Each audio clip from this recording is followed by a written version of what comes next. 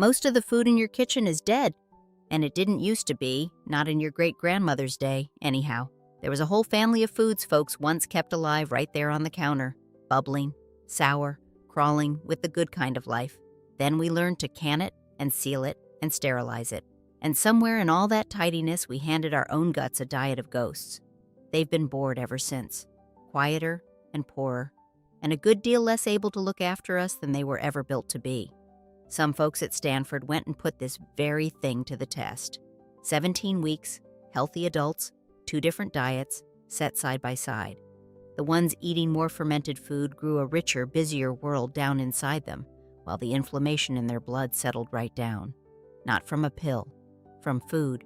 We're bringing 15 of them back today. 15 ferments most American families quit a couple of generations back and are now setting right back on the table. Wait till we reach number 7. It's the richest source on the whole planet of one particular nutrient, and it hides inside a bean most Americans won't go near.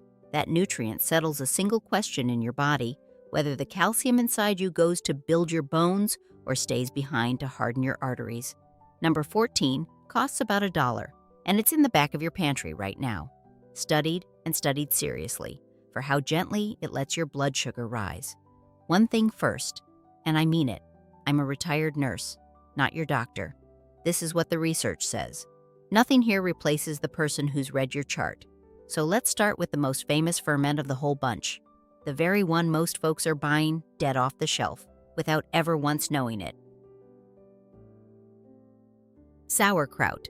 Now, most folks picture the soft gray stuff that slides out of a can and lands on a hot dog at a ball game. And I'll be honest with you, that version's had the life boiled clean out of it. What we're talking about today is a different food entirely. Real sauerkraut is a living thing. It's nothing on this earth but cabbage and salt, left to sit and work in its own juices while tiny helpers go about their business. Those little ones turn plain cabbage sour and sharp, and they leave behind the same friendly bacteria the research keeps circling back to. Cabbage goes in. Something better comes out. This humble jar carried whole peoples through hard, lean stretches long before anyone understood the why of it. Sailors on the long voyages used to come apart at sea from the want of fresh food, teeth loosening in their heads, old wounds refusing to close over, a grim thing to watch. Then Captain Cook took to keeping barrels of kraut aboard his ships, and his crews held together where others fell to pieces. Fermented cabbage, you see, holds on to its vitamin C through long months in the hold. They didn't have the science. They had the barrel, and they had the results. Here's the part that truly matters when you're standing in the store aisle. Heat is the enemy of the good bugs. So the cans and the soft pouches parked on the warm middle shelf, pasteurized, nearly everyone, those are basically salty cooked cabbage and precious little else. The living kind hides in the refrigerated section, and it'll come right out and say raw or unpasteurized on the jar. If it's shelf stable and warm to your touch, the life's already gone out of it. Read the label. That one little word tells you the whole story, and making it in your own kitchen is about as plain as cooking gets. Shred a head of cabbage down fine, weigh out roughly a tablespoon of salt for that one head, and squeeze the whole business with your bare hands till it weeps out its own brine. Pack it down tight so the liquid covers it clean over, keep it under a weight on the counter a week or two, and taste it as you go till it's sour enough to suit you. That's the entire trick, a blessing from the soil, and mostly just a bit of patience. Kimchi is sauerkraut's bolder cousin, come all the way from Korea. Cabbage again, but this time with garlic, ginger, a good honest hit of red pepper, and that same slow, patient, sour ferment doing all the heavy lifting underneath. Most American families never had a thing like this on the supper table a generation ago. It was foreign and strange smelling and easy to pass by. Now it's turning up in ordinary grocery stores in the ordinary part of town, and there's some genuine study behind that quiet arrival. Researchers ran a proper trial on it, the careful blinded kind where nobody knows who's eating the real thing and who's eating a stand-in. Overweight adults, 12 weeks running, a daily dose of kimchi. And the folks eating it watched their body fat measurements ease in the right direction, while the balance of bacteria down in their gut shifted toward the friendlier sort. That's not folklore. That's a study you can look up. The way I explain it at my own kitchen table, picture your gut like a garden bed. A healthy one's got all manner of things growing in it, jostling together, crowding out the weeds before they ever take hold. Fermented foods like this one are seeds and good compost, both at once. The more variety you've got growing down there, the sturdier the whole plot stands when trouble blows through. A quiet garden's a weak one, a busy garden holds. You can buy yourself a good jar, or you can make it. It's not half as hard as it looks. Salt the cabbage till it wilts and gives up its water, rinse it well, then work in a paste of garlic, ginger, and red pepper till every leaf's coated. Pack it down in a jar, leave a little breathing room at the top, and let it sit out at room temperature a few days till it tastes bright and sour. Then it goes to the fridge to slow right down. And do open that jar over the sink the first time. Kefir. If yogurt is the friend everybody already knows, then kefir is the older, wiser one, who's been around a good deal longer and seen a good deal more. It comes down to us from the mountains up around the Caucasus, where they've been drinking it, by some accounts, for hundreds and hundreds of years. It's made with these curious little pale clusters folks call grains, though they're not grain at all, mind you. They're a living community, bacteria and yeast all bound up together into something you can hold in a spoon. Drop them into fresh milk overnight, and by the morning they've turned that whole jar into a tangy, drinkable ferment. Strain the grains back out, and they're ready to start the very next batch. Same grains, year after year after year. What sets kefir apart from the rest of the dairy is the sheer number of different helpers living inside it, far more kinds than most any yogurt carries. And there's a real kindness folded into it, too. For the folks whose stomachs turn on a plain glass of milk, those little workers eat up most of the milk sugar during the long ferment. So kefir often sits easy where straight milk never could. I saw many a patient over the years who'd given up dairy entirely and never knew this door was open to them. I keep a jar of it going on my own counter most every week. It's a homely little routine, and I've come to treasure it. Feed the grains, strain them off, start the thing again. My grandmother would have called that plain good sense, not wasting what keeps on giving. I call it a small daily blessing, quiet as it is. If you're new to it, start with just a small glass and give your body a little time to make its acquaintance. It's tangy and it's rich, and it can be a lot all at once. Blend it up with a handful of fruit if the sour's too sharp for you at first. You'll find your way to it. Simple as that. Buttermilk. Most folks only meet it these days poured into a pancake batter or a pan of biscuits, that tangy carton in the dairy case. But it started life as something people drank down by the cold glassful. Nothing on that old farm ever went to waste, you understand. The cream became the butter, and that tangy liquid left behind in the churn that became a cold drink on a hot day, a starter for the morning biscuits, a marinade to tenderize the Sunday chicken. One churning, and it fed the family twice over. Waste was near about a sin in those kitchens. And this part is worth knowing. That tangy carton at the store is real cultured buttermilk, plain milk fermented slow with lactic bacteria. The same friendly sort we keep meeting all through this list. Not a shortcut and not a trick. A close cousin to your yogurt and your kefir, only thinner and gentler in the glass. Good calcium in it, and good protein besides. So what we truly lost wasn't the buttermilk. It was the habit of drinking it. It slipped from a daily glass down to a baking ingredient we buy once a year. Two things to watch at the label, though. Some cartons get heat-treated after culturing, which kills off the live bugs.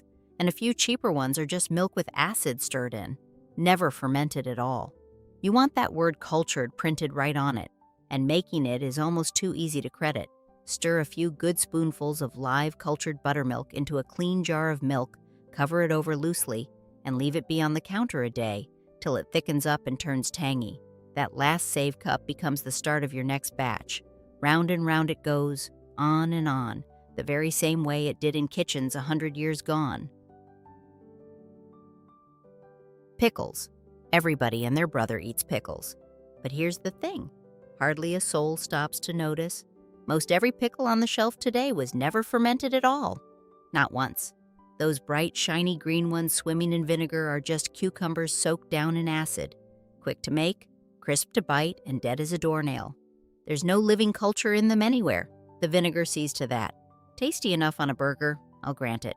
But that's the whole of what they are.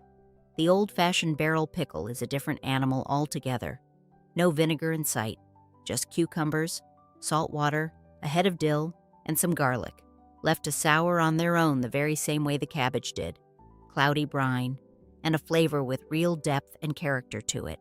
And that cloudiness there, that's no fault at all. That's the plain sign of life at work. Folks throw out a good ferment thinking it's spoiled, when the cloud is the whole point. So when you're stood at the store trying to tell one from the other, the tell is a simple one. Real fermented pickles live in the cold refrigerated section, not out on the warm shelf, and the label won't list vinegar as the thing doing the pickling. Salt and thyme, that's the old, living way. Vinegar's the shortcut, and shortcuts cost you something. To make a batch of your own, you drop firm, fresh cucumbers down into a salt brine.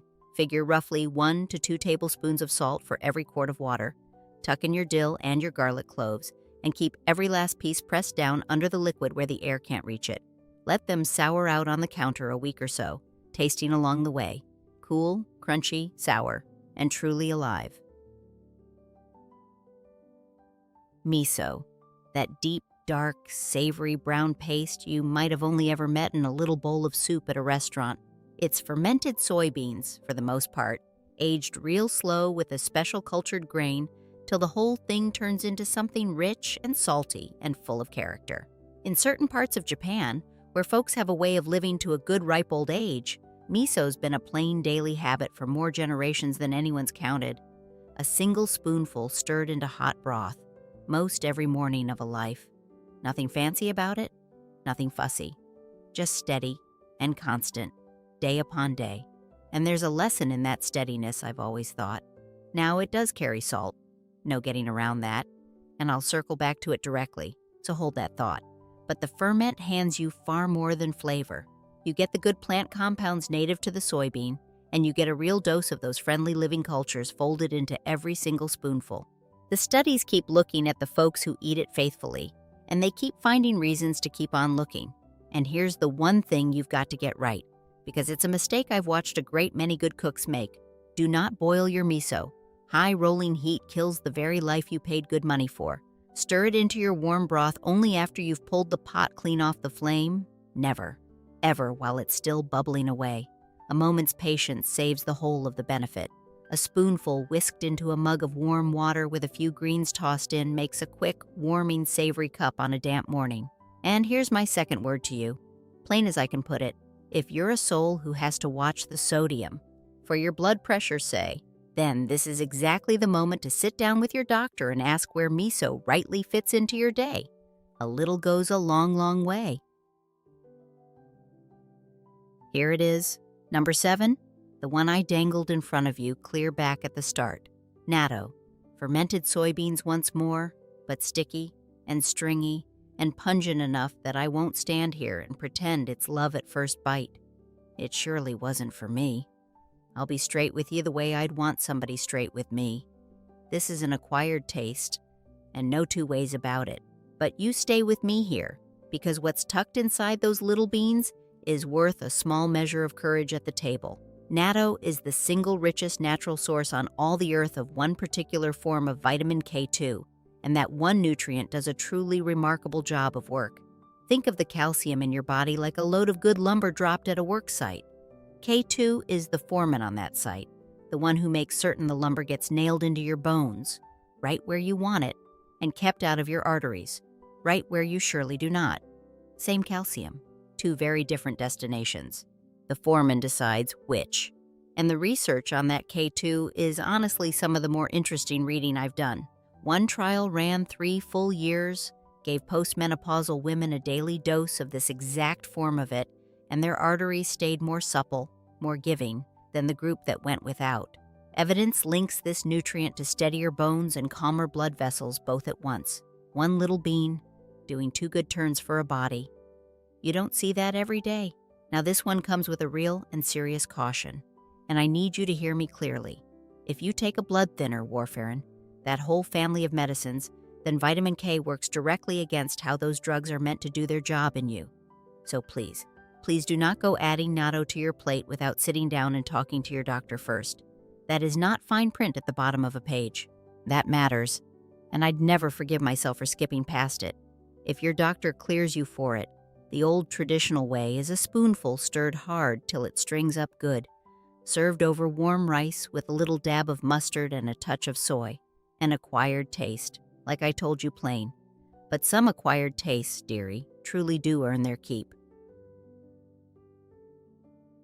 Tempeh. Now if that last one scared you clean off of soybeans, let me try and win you back over. Tempeh is whole soybeans pressed into a firm, nutty little cake, all bound up together by a gentle white ferment that runs through it like fine lace. Mild, hearty, easy to love, this one. It came to us out of Indonesia, where it's been a plain staple protein for a very long stretch of years, and it's one of those humble foods that outdoes its own reputation the moment you understand what's happening inside it. Here's what that white ferment buys you. Raw soybeans hold certain compounds that lock minerals up tight. Picture a fist closed hard around them, so your body can't get at the good iron and such held inside. Well, the ferment goes and pries that fist right open, finger by finger. On top of that, it makes the protein a good deal easier for you to digest. And tempeh's a complete protein besides. It carries all the building blocks your own body can't manufacture on its own. That's a rare and useful thing in a plant. I'll add one honest note here, since good folks always ask me. You'll hear tempeh called a source of vitamin B12. Don't you go counting on it for that. The amount is unreliable at best, and B12's far too important to your nerves and your blood to leave up to chance. If you're eating little or no meat, that particular gap is a real conversation to have with your doctor. Don't guess at it. Cooking it up is a genuine pleasure. Slice the cake down thin, steam it a few minutes first to mellow any bitterness out of it, then brown it off in a hot pan with a good splash of soy sauce, or whatever marinade strikes your fancy. It soaks up flavor like nothing else in the kitchen, and it holds its shape right on the plate. Even a devoted meat eater comes around to it. Beet kvass. Now we're wading into some deep old Eastern European country wisdom. This one's a deep red, earthy, salty tonic, made by fermenting nothing but raw beets down in plain salt water, humble as dirt and about the color of a sunset. The grandmothers over in that part of the world kept a jar of this going the same way we keep a pot of coffee. Always another batch coming on. They called it a blood tonic, and they drank it down by the small glassful, morning and evening. Not a lick of science had caught up to them yet. They just knew, the way those old women knew a great many things, that it made a body feel steadier on its feet. Two good things are going on down in that red jar at once. There's the ferment itself, handing you the living cultures like every food on this whole list does. And then there's the beet, which carries natural compounds your body can put to use to help your blood vessels relax and ease open, like taking your foot off a kinked garden hose and letting the water run free and easy again. Beets have been studied a fair amount for exactly that easing effect. The old women were onto something. It is an unusual flavor, I'll grant you that up front. Earthy, a little salty, almost like a spoonful of the good garden itself poured into a glass. Some folks take to it straight off the first sip. Others have to ease their way in over a week or two. Both are just fine. Making it is humble, unhurried work. Chop your raw beets into good-sized chunks, and don't you grate them, whatever you do, or it'll ferment far too fast and turn itself to alcohol on you. Cover the chunks over with a light salt brine, and let the jar sit a week or two till it's turned tangy and deep and ruby dark. Then you sip it small, a little glass at a time, the very way the old country did it. Sourdough, bread the way that bread used to be, back before we handed the whole business over to the factories and the little foil packets of quick-rise yeast. Real sourdough rises up on a living starter, a bubbling, breathing mix of wild yeast and the very same friendly bacteria we've been talking on all along, caught right out of the open air in the flour itself. No packet of commercial yeast anywhere in it, just a humble jar of flour and water, kept alive and fed faithfully on the counter, doing what it's done for thousands of years. And that slow, unhurried rise changes the very bread itself. Give the little workers 12 hours, 18, a full day even, and they set to breaking down the flour long before it ever reaches your fork, pre-chewing it for you, in a manner of speaking. They also loosen up that same mineral-locking compound the tempeh had, so your body ends up getting more of the good out of the grain than it otherwise would. Slower isn't just old-fashioned here. Slower's doing real work. Because of all that slow work down in the dough, sourdough tends to raise your blood sugar more gently than plain white bread does. It sits notably lower on the very scale researchers use to measure exactly that. It's still bread, now, mind you. Still a carbohydrate, and it still counts, but it's bread your body reads slow and steady, instead of all in one sharp rush. For a lot of folks watching their sugar, that gentler climb is worth a great deal. Keeping a starter alive feels a bit like keeping a small, undemanding sort of pet. You feed it flour and water, you let it bubble away, you use a little to bake your loaf, and you save back the rest for next time. Mine's been going a good long while now. My late husband, bless him, named the thing, if you can believe such foolishness. Some things you just keep alive out of pure affection, long after the reason's gone. Yogurt, the one fermented food on this whole list that never really up and left us. And wouldn't you know it, the very one most people are getting wrong at the store. All the same. Real yogurt is nothing but milk cultured with living bacteria till it thickens up and turns pleasantly tangy. Plain. That's the whole and complete story of it. It hands you good protein, a fine dose of calcium, and a reliable helping of those living helpers we keep coming back around to. Honest food, doing honest work, but you look real close at that cheerful little tub in the dairy case before you trust it.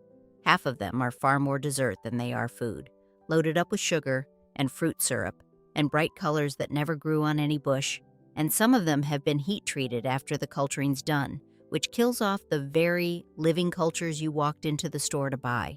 You end up paying for a benefit that's no longer even in the cup. The fix for all that is an easy one. Reach for the plain, whole milk yogurt with living cultures named right there on the label, and then sweeten it your own self at home with a drizzle of honey or a handful of berries. You stay the one in charge of the sugar that way, not some fellow in a factory. And the strain kinds, your Greek or that thick Icelandic skyer, those give you even more protein for every spoonful you take.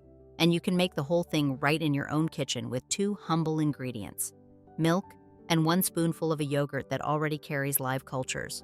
Warm your milk gently, stir the culture through it, keep it cozy and still and undisturbed all through the night. And by the morning, it's set up thick.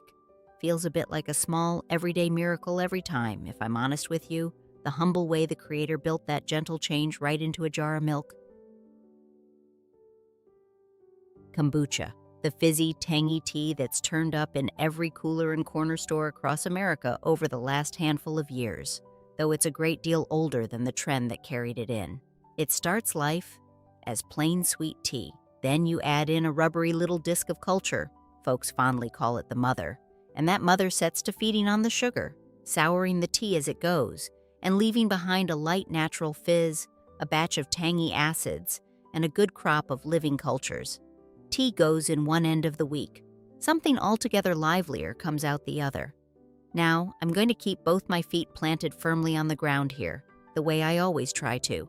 Some of the bolder claims that fly around about kombucha run a good ways out ahead of what's actually been proven in real people, so I won't sell you those. What's fair and honest to say is this: it hands you the good acids from the ferment, the plant compounds drawn out of the tea leaf itself, and those friendly living cultures, all in a glass that isn't soda pop. And in a world full of soda, that alone is worth something. A word of real caution here, and it's an honest one. The store-bought kombucha can hide a surprising amount of sugar down in it and a small trace of alcohol left over from the ferment. So you treat it as a treat, not as a health drink to go gulping down by the pint. And it's not the thing for young children, nor for expecting mothers, without a doctor's clear word on it first. If you take to brewing your own, you get to be the one who controls the sugar, and you can let it go good and sour instead of syrupy. Sweet tea, the mother, a week or 2 out on the counter, and a little taste test along the way till it's right where you like it. Then chill it down and pour yourself a small, honest glass. Honey-fermented garlic. This one's a proper old folk remedy, and a beautiful thing to keep on a shelf. It's nothing but peeled garlic cloves, sunk down into a jar of raw honey, and then left good and alone to do their slow work in the dark. Over a few weeks' time, something lovely takes place in that jar. The honey draws the sharp, biting fire clean out of the garlic and mellows it down soft and golden. The garlic, for its part, lends its whole character over to the honey, and the raw honey's own bit of moisture lets a slow, gentle ferment take hold of the both of them. Two strong things, meeting in the middle. Kitchens have reached for a clove of garlic at the very first sign of the winter sniffles for just about as long as anybody's kept records. When you crush a clove, it makes a sharp compound, the very same one behind that eye-watering smell on your fingers, and tradition has leaned on it hard, right down through the generations, all over the world. Raw honey, too, carries its own long, gentle history of soothing a sore throat. Put the two together, and you've got a pantry standby that's lived in more homes than I could rightly count. I'll be careful and plain with my words here, the way I always aim to be with you. This is a traditional comfort, and a fine one. But it is not a medicine, and it's surely no replacement for real care when you're truly and properly ill. If you're running a genuine fever, or a sickness just isn't mending the way it ought to, then that is the doctor's business to sort out, not a spoonful of honeys. Know the difference, and honor it. To put a jar of it together, you fill a clean jar about halfway up with peeled cloves, cover them over completely in raw honey so not a one pokes out, and cap it loose. Then you turn the jar over each day so the cloves stay well coated, and you burp the lid to let the little gases escape. In 3 or 4 weeks, you've got yourself mellow, golden garlic and honey that's kissed all through with it. A God-given pair. That one, if ever there was. Number 14. The dollar bottle I promised you clear back at the top. Raw apple cider vinegar. And I do mean raw. The cloudy kind, with those murky little strands drifting around down at the bottom of the bottle. Those strands have a homely name to them. The mother. It's the living culture that went and made the vinegar in the very first place, and the clear, bright, filtered bottles have had it stripped right out and thrown away. So when you're standing there buying, you want to see that cloud drifting in the bottle, raw, unfiltered, with the mother left in where she belongs. The pretty clear stuff has had the life filtered out of it. Here's where this one gets genuinely interesting, and where the research actually stands on fairly solid ground. A well-known study had people take just a couple of spoonfuls, stirred into water, right before a meal heavy in carbohydrates. And afterward, their blood sugar climbed up more gently than it did without, a smaller, softer hill instead of one sharp, steep spike. And later on, reviews gathered up many such trials together and kept right on seeing that same steadying pattern turn up. That's a real finding, not a wives' tale. The way I picture it happening, the vinegar tells your stomach to take its own sweet time emptying out, so the sugar from that meal trickles on in slow and steady, instead of flooding the whole gate open all at once. Gentler on your system top to bottom, a small break on a fast hill. 2 firm cautions on this one, though, and I won't skip past either. First, always dilute it. A spoonful or 2 in a full glass of water, never straight from the bottle, because undiluted vinegar is genuinely hard on the enamel of your teeth and on your throat besides. And here's the weightier one. If you're taking any medicine at all for your blood sugar, this can pile right on top of what that medicine's already doing. So you talk it over with your doctor before you go making a daily habit of it. That part is not optional, dearie. And number 15, a fun, fiery one to go out on. Fermented hot sauce. Most every hot sauce sitting on the store shelf is just peppers and vinegar, shaken up together in a hurry. But the old way ferments the peppers first, and the difference you taste in the bottle is night and day. You take fresh peppers, a little garlic to keep them company, and a good salt brine, and you let them sour out on the counter the same way the cabbage and the cucumbers did before them.